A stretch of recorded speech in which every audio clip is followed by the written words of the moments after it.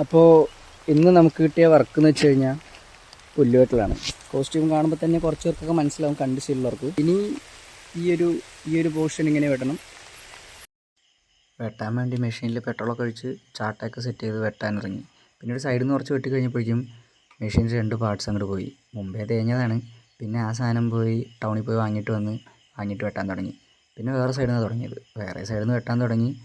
ഇത് തെങ്ങിൻ തോട്ടം ആയതുകൊണ്ട് അവിടെ നിറയെ കോഞ്ചിലും പട്ടയൊക്കെ ഉണ്ടായിരുന്നു. അപ്പോൾ ഈ കോഞ്ചിലും പട്ടയൊക്കെ മാറ്റിയിട്ട് മര്യാദയ്ക്ക് വേണം അടിക്കാൻ. പിന്നെ അവിടെ കുറേ ഓസും മോട്ടർ, പൈപ്പ്, പിന്നെ വയറൊക്കെ ഉണ്ടായിരുന്നു. അപ്പോൾ ഈ സാധനത്തിൽ തട്ടാതെയൊക്കെ വേണം അടിക്കാൻ. തട്ടിക്കഴിഞ്ഞ് പൊട്ടിക്കഴിഞ്ഞാൽ പിന്നെ അത് അതിലേറെ പണിയാണ്. പിന്നെ അവർ വന്നാൽ ശരിയാക്കി 2-ആം പണിയാവും. എന്തിനാണ് നമ്മളായിട്ട് പണി ഉണ്ടാക്കി കൊടുക്കണം. അപ്പോൾ അതൊരു കെയർഫുള്ളായിട്ട് സൈഡിൽ കൂടെ ഇങ്ങനെ അടിച്ചു വന്ന്. കൂലിപ്പണി അടിപൊളിയാണ്, നല്ല രസമാണ് ചെയ്യാനൊക്കെ, എൻജോയ്മെൻ്റ് ഉണ്ടെങ്കിൽ. പിന്നെ ഒരു ചായയൊക്കെ കുടിച്ച് കുറച്ച് നേരം റെസ്റ്റ് എടുത്തിട്ട് പിന്നെയും വെട്ടാൻ തുടങ്ങി. വെട്ടി തുടങ്ങിയപ്പോഴേക്കും മഴ ചതിച്ച്. പിന്നെ നല്ല മഴക്കാറായിരുന്നു. നല്ല മഴയൊക്കെ പെയ്ത് പണി അവിടെ കുളമാക്കി.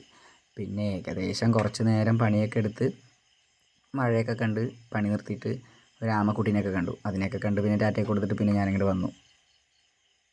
അപ്പോൾ ഇന്ന് 4.5 മണിക്കൂർ വെട്ടി. 4.5 മണിക്കൂർ 1 മണിക്കൂറിന് 300 വെച്ച് 1350 രൂപ.